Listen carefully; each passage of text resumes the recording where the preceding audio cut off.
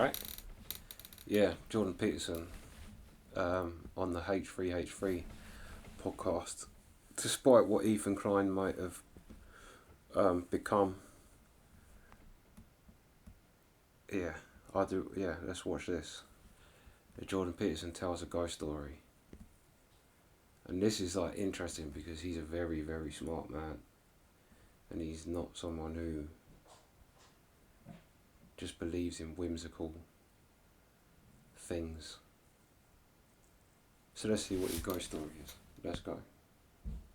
We ask all of our guests if they have ghost stories, supernatural experiences, UFO sightings, anything like that.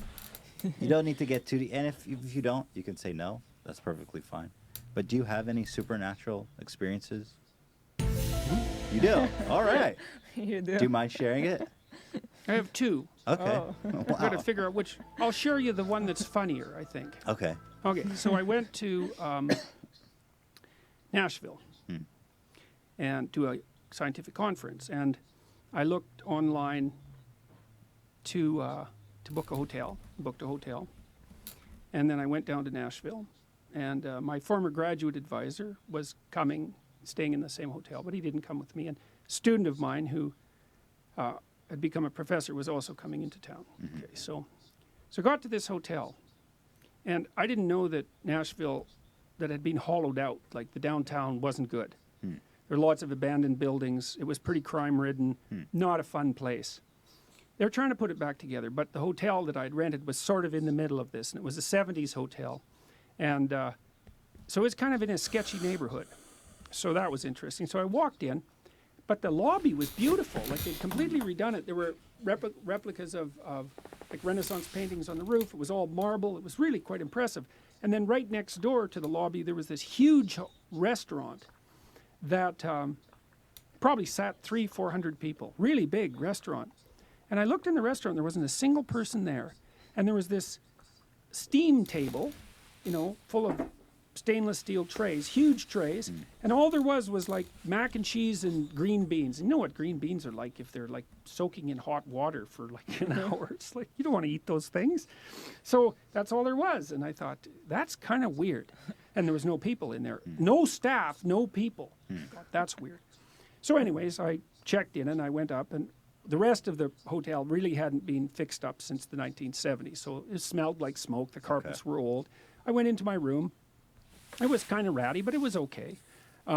Put my computer on the bed, put my luggage on the bed, and called my graduate student and went out to have some barbecue. So that's fine. So then I came back and got into my room, and my graduate student came along. This was Colin, the guy who invented that personality test. And I walked in, and all the drawers in the cabinets were open. Like, so there was a bureau, 4 drawers and 4 drawers side to side. And there was the little table between the beds, and there was a desk. And all of the drawers were open. And not just a little bit open, like completely open. But my computer was still on the bed, and so was the luggage. And I thought, well, that's weird. I didn't open those damn drawers. And if someone came in here to steal something, why didn't they take the computer? That'd be the logical thing to do. So we closed all the drawers, and then we thought, well, maybe a big truck went by, and like that's a pretty stupid hypothesis, but we couldn't think of anything else. So we kind of shook the cabinet to see if we could get the doors to open. We'd shut all the drawers. And when we turned around, the damn drawer on the desk was open again. So we shut that. So I had opened, the drawer was open in the middle little cabinet between the beds too, and there was a Gideon Bible in there, and it was open, and it was open to the line that says, yea, though I walk through the valley of the shadow of death, I will fear no evil. And I thought, well, that was pretty interesting. I closed that. Fill out with me thy rod and thy staff, they comfort me. Closed the door. And we talked for a while. Graduate student left, and I thought, I didn't really think much of it. I thought it was weird, you know, but whatever, it was weird. So then I went to sleep. In the middle of the night, I woke up and I thought, you know, that wasn't just weird. That was really weird. It was like someone was in my room, right? Because Otherwise, why Yeah. were the drawers open? And why were they open? Like, what's going on? And the Bible was open. Well, and so the next morning I went downstairs to this girl, black girl, behind the counter, and I walked up and I said, "Look, I don't want to alarm you, but I went out last night, and when I came back into my room, all the drawers were open. I think someone was in my room." And she said, "I don't want to alarm you, God. but we know this place is haunted, and I always come to work with a baseball bat." And I thought, oh, well, of all the responses I thought I would Jesus. get, Is that more ranked- terrifying? Well, it was just, it was surreal, right? And it was like a movie moment. It was Right. ridiculous. So I went and talked to my graduate advisor, an older guy who had been in the hotel, and he said that the night before he had taken a shower, and when he came out, there were 2 drawers open in his room. And so These damn drawer opening yeah. ghosts. Okay.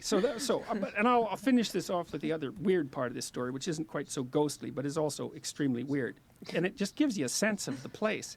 So we went for breakfast the next day, and I took 2 different graduate students for breakfast. We went to this restaurant right next door, and there was no one there, and there was no staff. The same one in the hotel. Same one. They- Same one. Very Yeah. fancy, green Right. marble. Like it might have been quite a place back in the 1970s.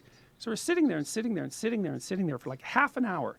And finally, this waiter walks by and we stop and we say, "Well, do you have any menus?" He says, "Well, we don't have menus." And I said, "Well, what do you mean you don't have menus?" He said, "You can just order anything you want." What? And I said, "Well, you mean anything?" He said, "Yeah, you just order anything you want and we'll cook it." That's so weird. Okay, so we ordered eggs and breakfast, right? Right. Well, we'll have breakfast. How would that be? So then we're sitting there talking, and we waited and we waited and we waited and we waited. It was like 45 minutes, 50 minutes. Nobody's there. No one's there. No, No they're one's not there. cooking for Nothing's anyone else. happening. Finally, he comes out with these plates, and he puts the plate down in front of me, and it's quite nicely garnished, and there's 2 eggs on it, and they are, I swear, they are raw. What? They have not been cooked. And I looked at him and I looked at the plate, and it was the same with the other 2 people that were there. They gave them eggs that had just been put on the plate. What? He said, "Well, Cracked right, cracked right on. on. It wasn't like they were undercooked. They weren't They were white with just- some clear on the Right. top. They were raw, Right. but nicely decorated." Sure. I thought, That's so well, weird. what the hell? What the hell? We said, "Okay, look." I was like, we called him back, or we said, "These eggs are raw. They're not cooked. It's like, what's going on?" He said, oh, we'll fix that." So then he went off into the kitchen, and it was like 20 minutes later, and he brought it back, and they were cooked. And so we'd been in there for like 2 hours by that point, late for the conference, and I was laughing to my students. I said, "Well, the only thing that could possibly top that off is if it was ridiculously expensive." So then he brought the bill. It was like $83. Oh, wow. Yeah, so, well. so But that's- was he a ghost? well, I don't know. Well, he wasn't a waiter, that's for sure, and he certainly wasn't a cook.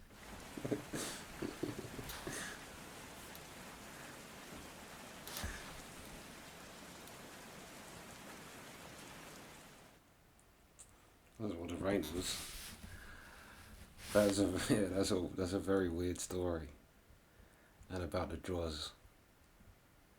And the black girl's reaction. Because yeah, like you said, that is not the reaction you'd think. And also, she must like. All professionalism went out of her. At that moment. I bet she just sits there, dreads, waiting all day for someone to come up and say, "Oh, something's going on in my room." Like, I bet she dreads that 'cause she'll have to go and deal with it. Yeah, that is a weird story. And the egg story, the eggs being raw, but there's a very weird story.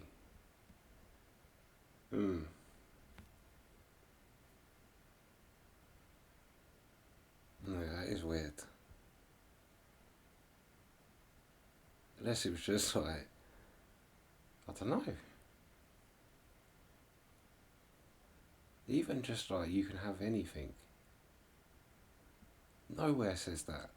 Everyone has a list of things because they have to know what is the basic of what people are going to order so they can cook it.